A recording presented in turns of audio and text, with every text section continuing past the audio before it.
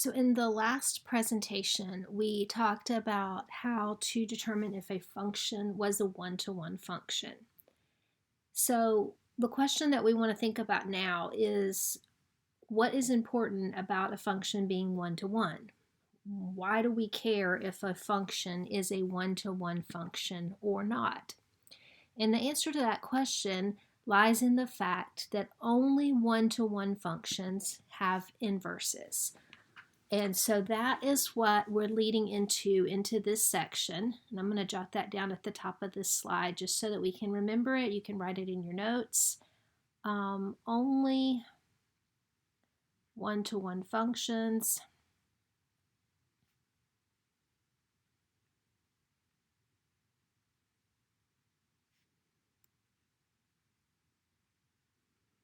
have inverses. So essentially what we're saying here is that if you look at a function and it is not one-to-one, meaning it doesn't pass the horizontal line test or it has a repetition of the y values, then that function will not have an inverse. And so in this section, we're talking about those functions that do have inverses, and we want to look specifically now at how to find the inverse of a function. And there are a couple of things that we want to remember as we get started with this. All right, so the first thing that's important for you to note is that when we move from a function to the function's inverse, the basic rule for doing that involves switching the x and the y in the function. Now, this doesn't mean, and we'll look at some examples in just a second, this doesn't mean that we're going to mathematically try to solve for one of those. When we say switch the x and the y, we essentially just mean wherever there's an x in the function, we're going to put a y. And wherever there's a y in the function, we're going to put an x. So that's the essential thing that happens when you move from a function to its inverse. The x and the y switch places. The other thing that you want to keep in mind is that the graph of a function and that of its inverse are always going to be symmetric with respect to the line y is equal to x. Now, in this picture, we have this dotted line right here. This dotted line that runs up the diagonal is the line y is equal to x. And you can see in this example that the blue line is a reflection of the red line, okay? That this piece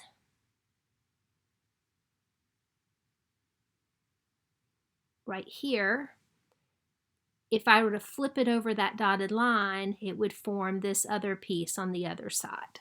Okay, so we're going to use both of those concepts, both of those ideas as we work through some problems in this section. Okay, so the first type of problem that we're going to see is a problem where we are asked to find the inverse of a function, and the function is given to us as a set of ordered pairs. Okay, so we know that in order for this to even work, it has to be a function, it has to be a one-to-one function so that the inverse exists. All right, so we can kind of think that through real quick on this example. Would you say that this example is a function? I would, and I can tell that because all of the x values are different in the ordered pairs. So I have for my x values 1, 2, 3, and 4. And then furthermore, I have to convince myself that it is a one-to-one function. And remember, for it to be a one-to-one function, we need all of the y values to be different. And so I can see that that also is the case. My y values are 4, -5, 6, and 7. So because it is a function, because it's one-to-one, we know that that inverse actually does exist, and we can go in and find it. Now again, the prevailing rule when we go from a function to its inverse is that we're going to switch the x and the y. So my first point is 1, 4. When I switch the x and the y, that point is going to become 4, 1. The second point is 2, -5. When we switch the x and the y, we're going to get -5, +2. And notice we're not changing the signs at all. We're leaving the numbers exactly as they are. We're simply switching the x and the y. The 0.36 becomes 6.3, and the 0.47 becomes 7.4. All right, so that should be fairly straightforward. We're just going in, we're switching the position of the x's and the y's once we know that that inverse exists. So that's one type of problem that you might see. Another type of problem would be where they give you the graph of a function and they ask you to graph the inverse of that function. All right, so I'm going to assume here that this graph that they gave me right here in red is the graph of a function f of x. All right, and it has some specific points. I mean, we know that all graphs are made up of points, but I'm going to go ahead and note a couple of particular points that I can work with. So this point is the point -4, -3, and I'm going to get this point right here at the corner. This point looks like -3, +2. And this point at the end, -1, +3.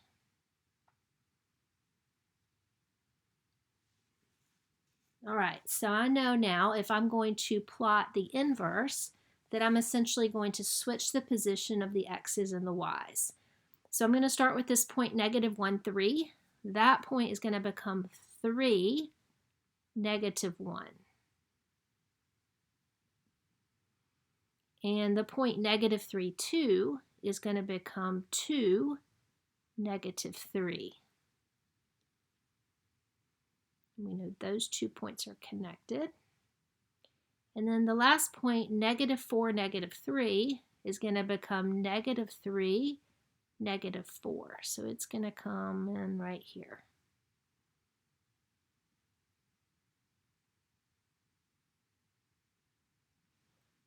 And so this new graph that I just drew will be the graph of the inverse function.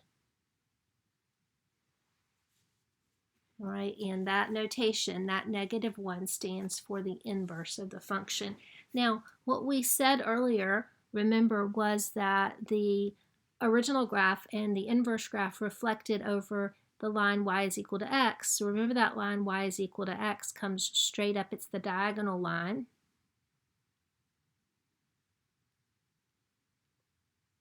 And so even though we didn't use that to draw the purple graph, we can actually see that we have drawn it correctly because we have that symmetric property over that dotted line. All right, so you may have a problem like that where you have to draw the graph of the inverse. And then this is the last type of problem that we're going to see, and this is where we're given a function and we're asked to actually find the inverse for that function. All right, so this is a series of a couple of steps. First, in order to find the inverse of a function, you actually want to take your function, and remember, this is sort of our prevailing rule. We want to switch the x and the y. So that is the first step in finding the inverse of a function. So when I look at this function that they gave me, you need to remember that f of x is always the same thing as y. So our function starts out y is equal to 2x plus 3. And now I'm going to switch the x and the y. So remember, again, this doesn't mean that we have to solve it. It just simply means switch it. So if we have a y on the left, we're now going to have an x. 2 times x is now going to become 2 times y. All right, so that takes care of the first step. The second step is that we're going to now solve what we're left with. Once we switch the x and the y, we're going to solve it for y. And what we get will be our inverse. All right, so we have x is equal to 2y plus 3. I'm going to solve it for y, so get y by itself. I'm going to begin by subtracting a 3 off of both sides. That's going to give me x minus 3 is equal to 2y. and then I'm going to divide both sides by 2.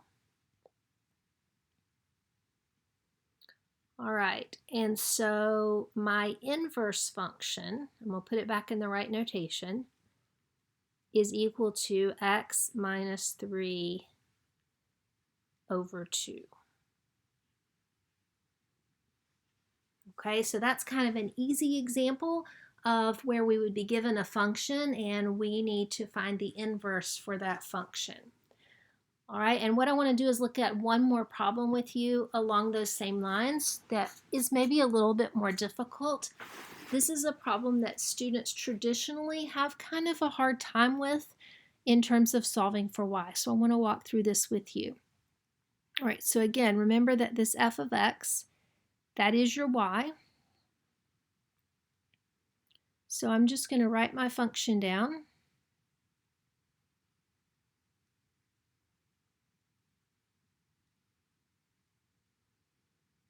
And the first step, remember, is to switch the x and the y. So that part should be fairly easy. I'm going to just have it be x is equal to negative 6y plus 8 over negative 8y plus 2. Now, the next part is a little more difficult. We need to solve for y. My guess is that when you saw this problem initially, the first thing you thought was, oh no, it's a fraction. And normally students don't really like to work problems that involve fractions because they know that the fraction makes things a little bit more difficult. So what we're going to do first is we're going to deal with the fact that it's a fraction. We're going to get that out of the way so that we can work the rest of the problem. So in order to get rid of a fraction, we always will multiply by the denominator. So I'm going to multiply both sides of this expression by negative 8y plus 2.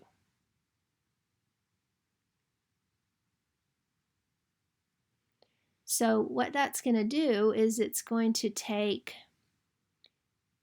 this denominator and cancel with that. And it's going to mean that I no longer have a fraction. So on the right-hand side, I'm just going to be left with negative 6y plus 8. And on the left side, I'm going to go ahead and distribute this x through both of those terms. So I have negative 8xy plus, and then 2 times x will be 2x. All right, so that's the first step, is multiply both sides by the denominator. That gets rid of the fraction. The next step is that we want to get the y's on one side of the equation and everything that doesn't have a y on the other side. So keep in mind we're trying to solve for y, so we need the y's on one side. So I'm going to start rearranging things. It doesn't really matter how you do it as long as we end up with the y terms on one side and the things that don't have a y on the other. So I'm going to add 6y to both sides.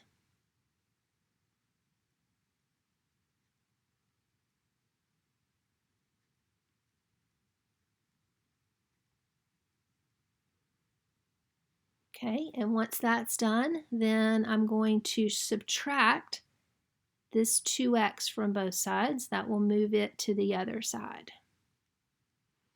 And so what we're going to have, and we'll come up here with it, we've got negative 8xy plus 6y equals 8 minus 2x. Okay, so now we have the terms separated where the y terms are on one side and the terms that don't have a y are on the other side. All right, so the next thing that we're going to do is on the left-hand side, we're going to factor a y to the front. So I'm going to kind of pull that out. So if I pull a y out of a negative 8xy, that's just going to leave me the negative 8x. And if I pull a y out of a 6y, that's going to leave me a 6. So now we essentially have taken our problem that had 2 y's in it, and now we only have 1 y. And then the last step is going to be, again, you're solving for y, so the last step is going to be to divide by this part that's in parentheses.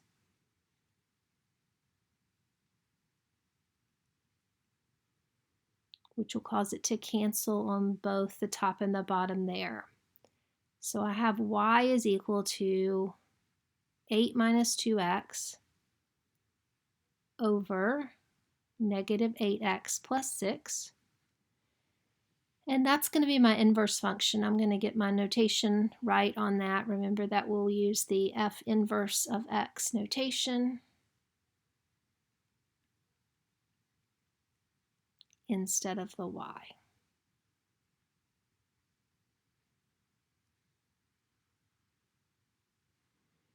And so again, now we have taken that original function and we have gone in and solved it for y.